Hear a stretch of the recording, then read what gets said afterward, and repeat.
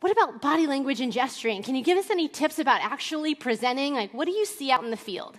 So what I'd like to do for you at this point is just reenact for you some of the strange and incredible things we've caught some of your fellow professionals doing on videotape. Men have a tendency to speak with their hands in their pockets. Now, you probably don't think this is such a big deal, except that after a while, the energy's got to come out of somewhere, doesn't it?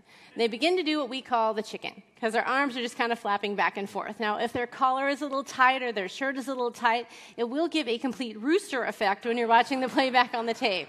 Now, my absolute favorites are the gentlemen that play with their keys and fiddle with their change. After a while, you're kind of wondering just what the heck it is they're doing down there. Now, women are just as bad. Women are constant groomers. Women are constantly touching their hair and touching their clothes and fiddling with their skirts, and women typically have more energy that runs through their body at any given time than men do. We have other people who are scared to death to gesture, so they want to keep their arms locked behind their back, and then it looks like they're struggling to get away. Or they want to keep their arms locked at their sides, so they gesture from here, and they do what we call the penguin.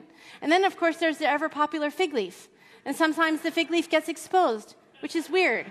So it's just something to think about. But my absolute favorite came from a colleague of ours. His name was Ed Riley. There was a gentleman in his group that would get so nervous he would play with the buttons on his shirt.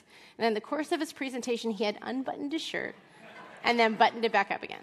And then he unbuttoned his shirt and he buttoned it back up again. We had no idea if he was coming or going. And when he watched the playback on the tape, he said, "Oh my gosh, Terri, how long have I been doing that?" And I said, "I don't know." And he goes, "It's kind of creepy." And I go, "It's a little creepy."